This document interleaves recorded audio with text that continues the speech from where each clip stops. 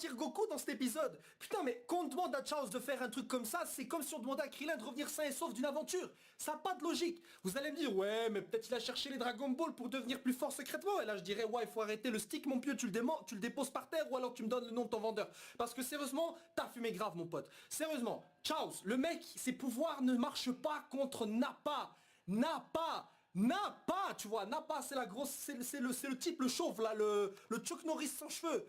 Tu vois, le mec il arrive sur Terre, Chaos, il disait ouais mes pouvoirs ne marchent pas. Et le mec, Chaos, il se faisait dans son froc, il s'est même auto-tué, il s'est auto-détruit sur Nappa que ça n'a pas marché. Et là, ses pouvoirs marchent sur Goku.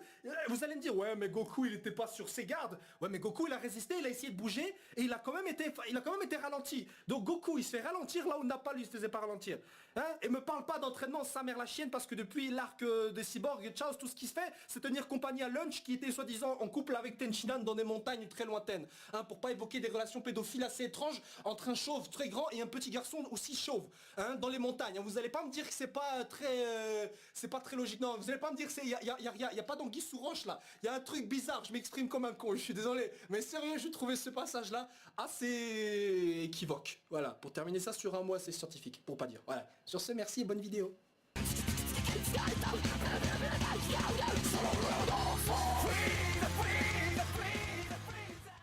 Yo tout le monde, aujourd'hui parlons de Dragon Ball Super. Je sais, vous allez certainement m'attendre au tournant puisqu'il y a des nouvelles concernant donc les futurs arcs de Dragon Ball Super, enfin un futur arc donc qui va commencer en juin dans Dragon Ball Super. Et j'ai décidé de parler de cela dans une vidéo à part qui ne sortira donc pas aujourd'hui mais je dirais avant vendredi quoi qu'il arrive. Hein, elle sortira là et on pourra établir et discuter de manière un peu plus calme parce que j'ai pas envie de mélanger l'épisode et tout, sinon la vidéo va être trop longue et ça va pas donner envie de regarder. Allez, ça sera pas très agréable à regarder quoi. Je pense que c'est la meilleure chose à faire.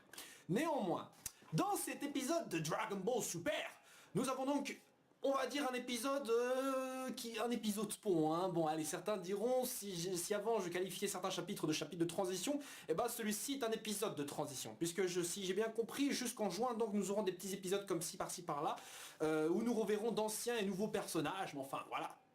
Mais il est évidemment que ces épisodes n'ont pas vraiment de grande importance, si ce n'est préparer éventuellement et faire peut-être des petits foreshadowing, donc c'est-à-dire des petits clins d'œil à des éléments futurs qui vont venir, hein, et tout cela donc disséminé un peu partout dans l'épisode. Il y a moyen, je pense, de relever certains éléments intéressants. Bon, donc dans cet épisode-ci, nous avons donc Goku qui était, et ses potes, hein, la team Goku, donc était revenu sur Terre, reprendre un peu son train-train de vie quotidien, hein, en attendant le prochain tournoi multivers, hein, oui, parce que voilà, c'est un tournoi multivers, hein, on peut le dire.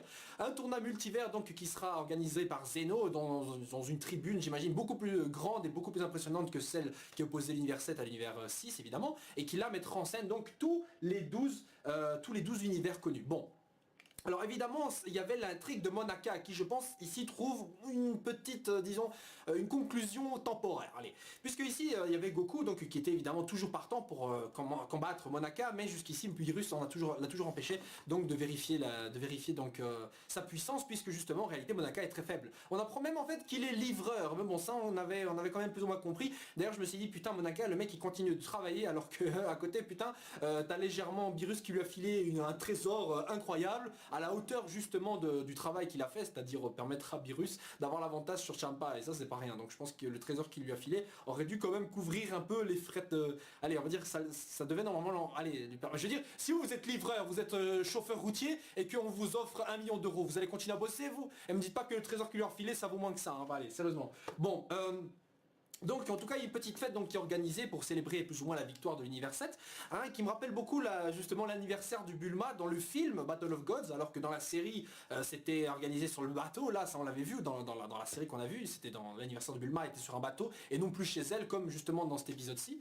Donc voilà, on a la petite fête, on a la bouffe, on a même le stand, là on a la scène là où justement Vegeta avait chanté le bingo, bingo, excusez-moi, mauvais souvenir que certains auraient préféré oublier, mais il n'empêche, que donc que tout était préparé aussi pour la venue donc de Beerus et de Whis, mais également de Monaka, mais bon voilà, des petites excuses comme quoi le mec ne pouvait pas venir évidemment pour pas que Goku découvre que Monaka est en réalité faible, mais malheureusement Monaka est tout de même invité puisqu'ils avaient commandé le meilleur dessert de l'univers ou un truc comme ça, donc c'est Monaka qui le livre, évidemment. Bon, le mec est là évidemment et Goku, pareil, il est pas très loin, il remarque la présence de Monaka, mais le fait est que Beerus a expliqué aux autres justement qu'en réalité Monaka est une sorte de prétexte pour permettre à Goku de devenir plus fort et à se motiver. C'est sûr qu'il va continuer à s'entraîner, mais avec Monaka, Goku avait un objectif d'être beaucoup plus déterminé, être beaucoup plus fort, quoi. Enfin ça c'est logique. C'est pas quelque chose de nouveau. Bah oui, Tortue Géniale, Kame Sennin, Muten Roshi, appelez-le comme vous voulez. Mais en tout cas, lui avait fait le même stratagème justement avec Goku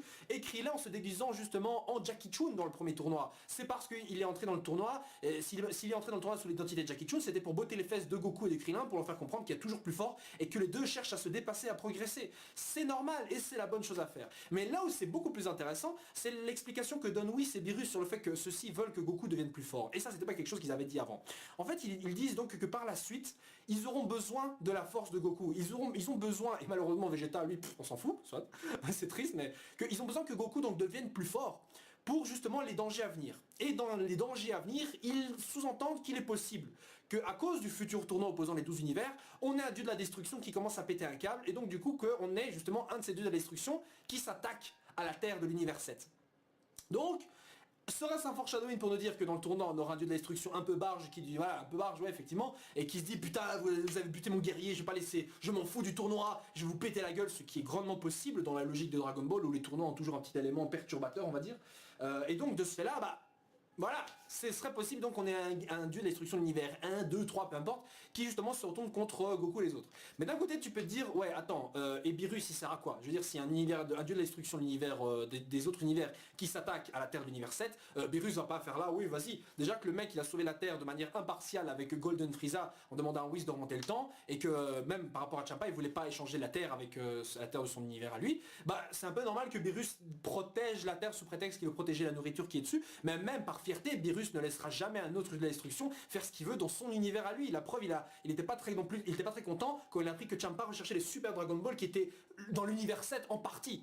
Donc, ça sous-entend que peut-être Beerus sait que dans les autres univers, il y a des dieux de la destruction plus forts que lui. Il n'est pas établi que tous les dieux de la destruction ont des forces équivalentes.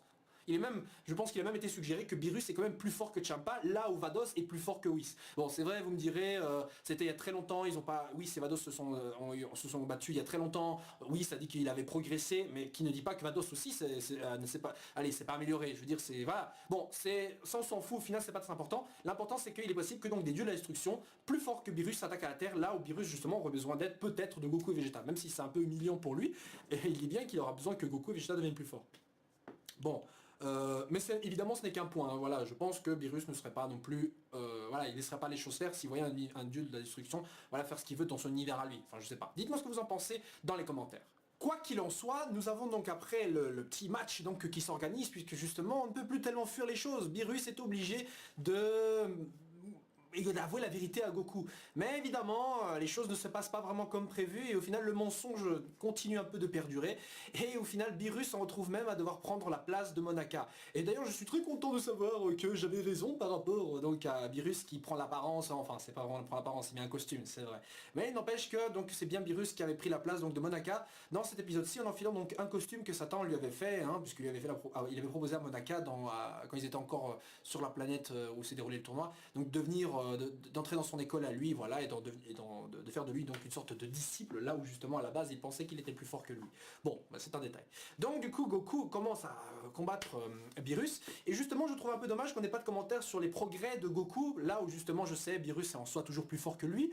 Bon après on peut encore débattre avec le Kaioken, Super Saiyan God Blue, enfin le Super Kaioken Blue, on va appeler ça comme ça, ce sera plus simple. Je pense que Beerus est tout de même encore supérieur à lui, sinon Goku direct il commençait à combattre Beerus, alors que pour l'instant il préfère se limiter encore à Monaka comme disons prochain palier de puissance, hein, voilà. Donc le duel est plutôt pas mal, c'est assez rapide, bon voilà, c'est pas non plus au niveau d'un Goku vs Hit qui est pour l'instant le combat phare de Dragon Ball Super. Mais donc Beerus est mis en difficulté au début puisque déjà il porte un costume, donc il peut pas déjà se faire repérer avec son costume qui déjà arrive à survivre à des coups de poing et qui ont la vitesse du son, mais bon soit. Et donc il doit combattre avec une main, etc. Et là t'avais des passages hilarants avec Piccolo et Vegeta qui essaient de dissimuler et de cacher la couille, genre le bras de Beerus qui apparaît, sa queue aussi, son visage, et tout, genre t'as Piccolo qui fait je suis possédé, je sais pas ce que j'ai, ça arrive et là, moi je trouvais ça super drôle personnellement. C'est des petits épisodes comme ça, mais l'humour commence à revenir, enfin l'humour commence pas à revenir, mais l'humour est assez présent et je vois tout de même quand même une nette amélioration dans Dragon Ball Super, là où justement même les audiences ont remonté, en tout cas depuis l'arc de Golden Frieza, ils ont remonté beaucoup, et ils ont même atteint je crois le deuxième meilleur record le deuxième ou troisième meilleure audience depuis le début de la série, sachant que la meilleure audience c'était pour je crois les 2 premiers épisodes, et en général c'est tout le temps ce qui arrive dans les nouveaux animés, c'est les premiers épisodes qui ont les meilleures audiences. Enfin taux de... oui voilà, c'est pas un taux de satisfaction, attention, hein. C'est pas pour dire que plus un épisode à regarder mieux il sera, mais en tout cas que les épisodes les plus regardés c'est les premiers, hein, et je crois que c'était l'épisode 39 ou 40 je crois, un des deux qui avait encore une fois atteint un pic d'audience, mais bon ça c'est un détail, je pense que peut-être que ça doit être ça doit être dans cette tranche là en tout cas, avec le combat Goku Vegeta contre Hit. Où j'en étais? Oui, donc du coup le combat continue au final, évidemment. Goku et Beerus déguisant Monaka n'ont pas pu terminer leur combat, alors que justement Beerus commençait à prendre du plaisir, puisque justement Whis les arrête tous les deux. Alors on pourrait dire plusieurs choses, comme quoi voilà putain Beerus il se donne à fond, on a l'impression, alors que déjà il se donne non pas à fond. Comment ça se fait que Goku se transforme pas en Super Saiyan Blue et tout, voilà. Est-ce qu'il n'y en aurait pas besoin? Non, c'est pas ça, c'est surtout je pense que Goku est tout de même encore en petite convalescence, puisque justement les préludes d'épisodes suivants donnent déjà un indice dans ce sens, mais ça on va y revenir. Mais je pense que c'est surtout parce que voilà, il voulait peut-être pas avoir un vrai combat à mort contre Monaka, et Goku a établi que la force qu'il utilisait contre Monaka à ce moment-là était suffisamment élevée pour tenir tête et combattre Monaka. De toute façon même Monaka, je dis Monaka mais je pense à Beerus plutôt. Beerus donc ici n'utilise évidemment pas 100% de sa force, il a certainement adapté, diminue sa force à 20, 30, 40, 50, j'en sais rien du tout, comme il l'a fait quand il est arrivé la première fois sur Terre. Alors après évidemment c'est un peu dommage qu'on voit pas la suite et qu'il n'y ait pas de commentaires comme j'ai dit sur les progrès de Goku. Mais de toute façon je pense qu'on aura des indices dans ce sens là qui vont nous donner des petits indices sur la puissance qu'a obtenu Goku. Je trouvais dommage d'ailleurs que dans cet épisode-ci Vegeta soit un peu effacé. Bon c'est vrai que lui avait compris le poteau rose, hein, c'est pas ça le souci. Mais voilà, je sais pas, j'aurais quand même préféré une petite intervention autre que comique ici, même si le Vegeta de Dragon Ball Super est beaucoup plus marrant que l'ancien Vegeta très fier, voilà. Est-ce que c'est une mauvaise chose ou pas? Oui et non, parce que certains préfèrent le Vegeta fier qui a besoin de personne, et il avait regagné cette aura pendant un petit instant dans l'arc de Golden Frieza, mais pendant un instant, puisque par la suite évidemment il a regagné ce petit côté assez comique, j'ai envie de dire, notamment dans le manga, dans son combat contre Magetta, hein, dans le manga. Certains me demandaient d'ailleurs comment ça se fait que je parle plus du scan, etc. Mais pour la simple et bonne raison que le scan sont en retard par rapport à l'animé, et qu'il n'y a pas de réel apport vraiment différent, si ce n'est la manière dont les dessins sont faits qui rendent certains combats beaucoup plus dynamiques, plus rapides, hein, notamment Botamo contre Goku qui me semblait beaucoup plus physique que dans l'animé. Le combat Magetta-Vegeta par exemple était beaucoup plus comique lui. Bref, c'est des petites choses comme ça qui font que je ne vais pas parler pour l'instant du scan, mais qui sait qu'on aura des nouveaux éléments, j'en reparlerai. Bon.